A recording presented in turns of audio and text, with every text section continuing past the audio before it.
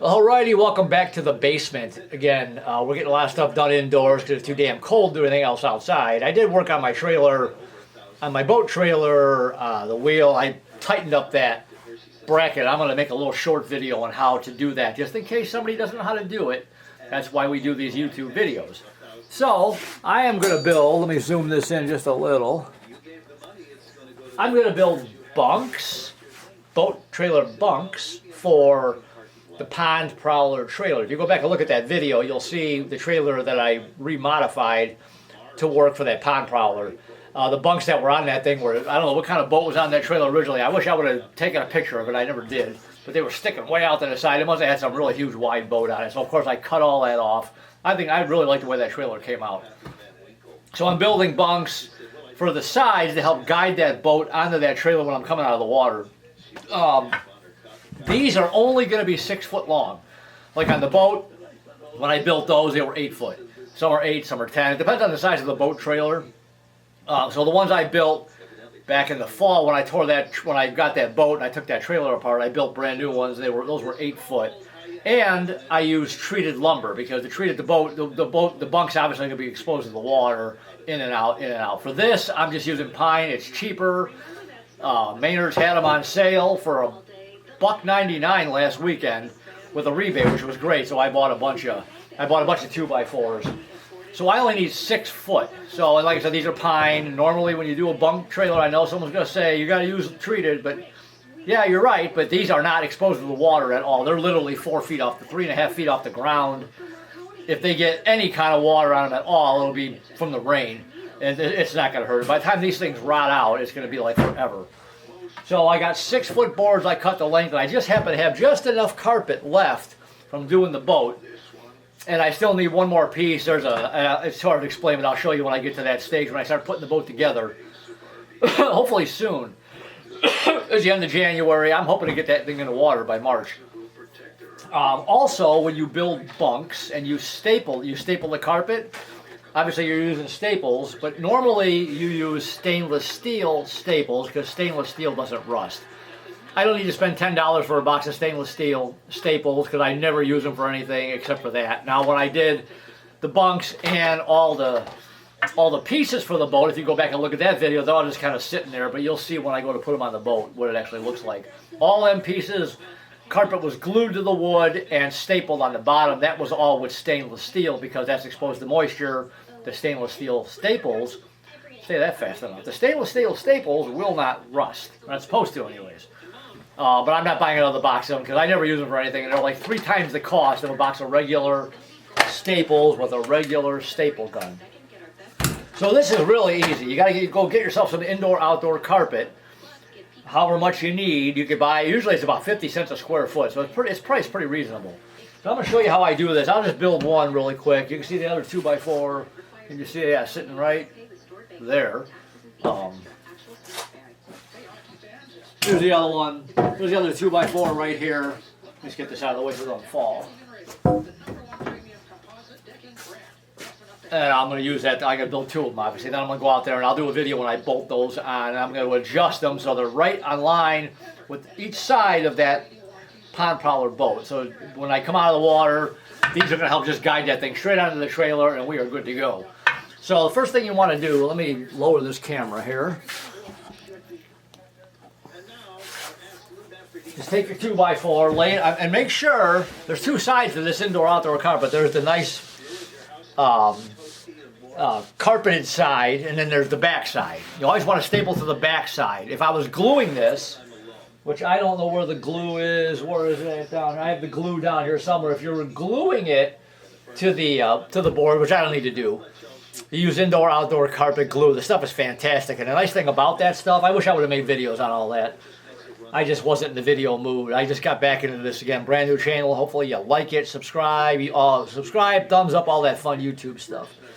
If I was going to glue it, you put the glue on and start. And that glue is great because when you put that glue on, you got all kinds of time to work it. You don't it's not like beat the clock when you go to put that glue on. You smear that glue on nice and smooth with a certain kind of trowel. You put your board down, it grabs, but you got plenty of time to work it. Even if you put the glue down, and just wait 10-15 minutes while you're trying to remeasure something, it's not drying. I love working with that stuff. So anyways, what I'm doing here, what I'm gonna do is I'm gonna put this on. And this worked out perfect. This carpet, when you buy this gray, it actually comes 6 foot wide. So I think I bought 6 feet by like 20 feet or whatever when I started this project. So this is perfect. It's 6 feet wide. I need a 6 foot bunk. So what I do is I start. There should be staples in here. We're about to find out. Fold it over. This is going to be this side will be the side facing inward towards the boat. So I'm going to start it like right here. I try and make the seams kind of match up right in the middle. So I'm going to put this here and staple it. I'm going to try and go evenly all the way down. I'm going to try and evenly. This thing isn't cut. It's not cut perfectly straight, but it doesn't matter. Put it on like this. Pull it tight. Put it on. And you'll see it'll kind of buckle like that. So you want to just kind of go right down the side of it. And if it's a little crooked, that's fine. You just straighten it back out. But all I'm going to do is do it like this. I'm going to go like this.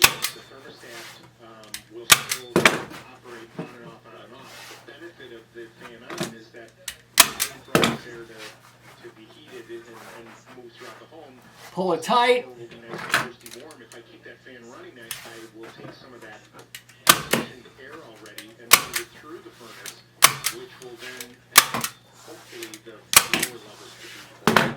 I see how there's little buckles in this. I'm going to show you how you fix that in a second. What you do, well, let's get it cut first. So now that you've got it started, flip it upside down.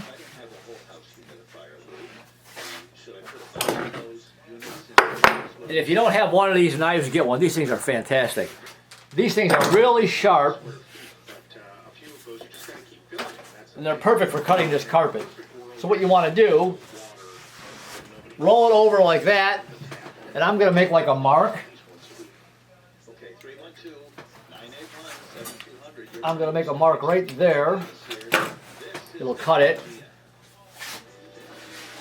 Let me readjust this.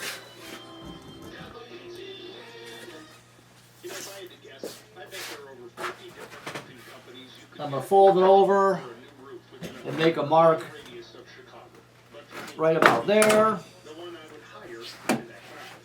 And this doesn't have to be a perfectly straight line.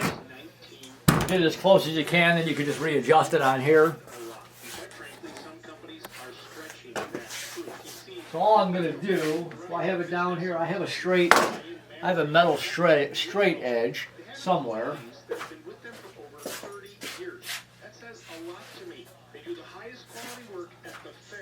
Typical, I got my tools all over the place. Where is that metal straight edge? I thought it was down here. Well, what I could do, to get a straight cut, you can put this 2x4 on here. Put it on that mark there. Put it on the mark there. And then just take the knife and just cut it.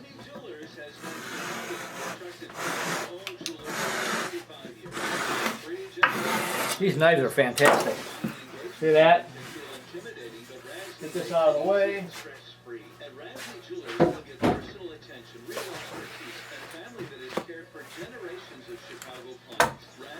Get this out of the way.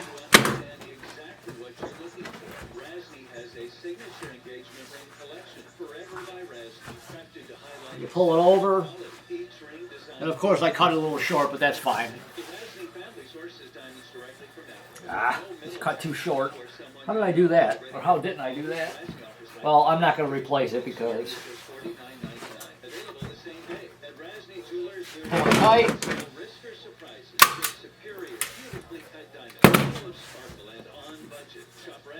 Pull it tight.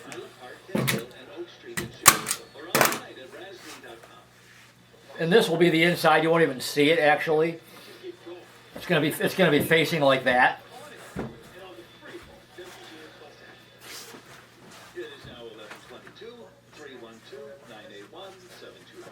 There. See, if I pull it tight enough, it brings it right to it. And all you do is pull it tight. It's actually a little short right here.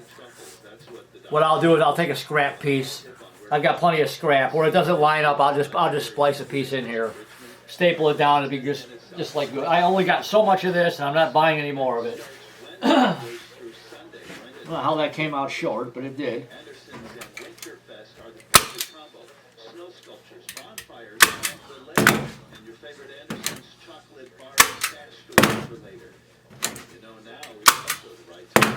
See, if you pull it tight, see how nice it looks. I got to finish stapling it down, obviously. It came out short. You can. Sometimes you can do this. Pull it tight.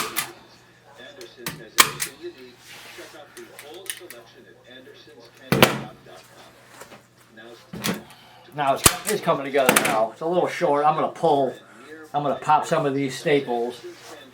It shouldn't be short. Well, it is, but whatever.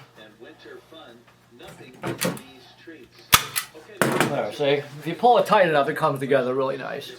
I'm going to pop a couple of these.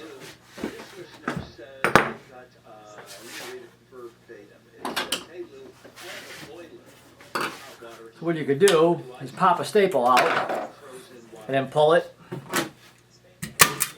See? Then it brings it right to it.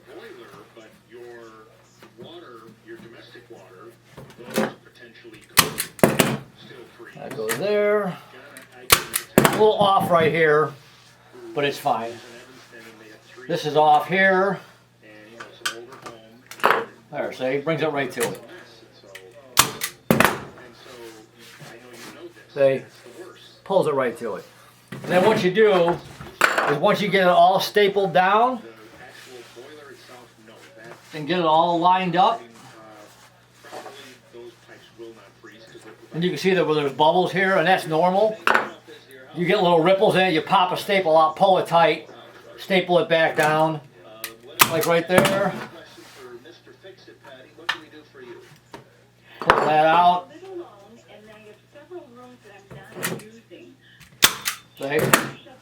Pulls it right to it. I guess I didn't screw this up too bad, but I'm not changing it out.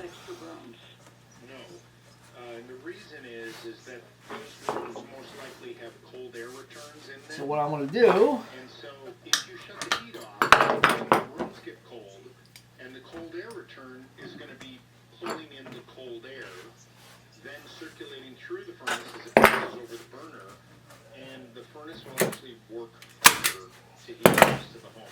Now you can shut them a little bit, like 50%, but don't shut them all the way, because if you make those rooms really cold,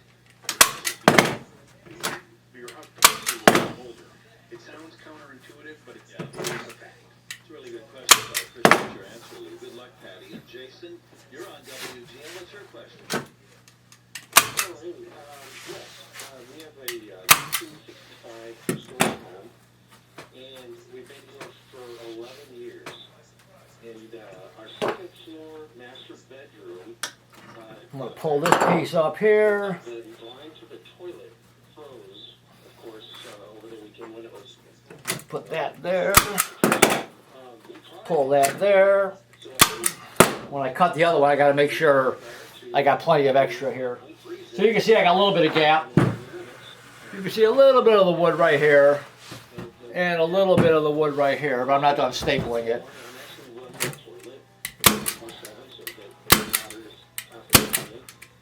And then what you want to do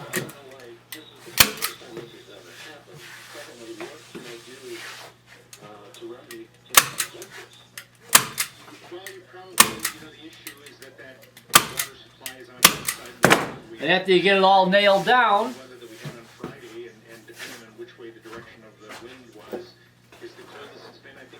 take your hammer and just take the staples. What's nice about this carpet, when you staple this down and you take the hammer, it almost buries the staples kind of right into the carpet. I gotta finish stapling it, but you guys don't want to sit here and watch me just staple. Just make sure you leave yourself plenty of extras when you fold it over. I'm going to put a little piece right. I got a lot of scrap. I'm just going to cover that up, and you won't even see it.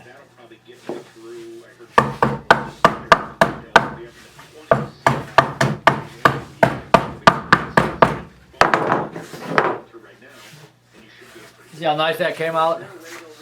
That I gotta finish putting a few more staples in just to get the ripples out. And then when we go to put these on the boat, I'll show you. But that's all there is to building bunks. It's really easy. I still can't believe I cut that short. Yeah, so I'm just going to cut a piece just to fill that in a little bit, and you won't even see it.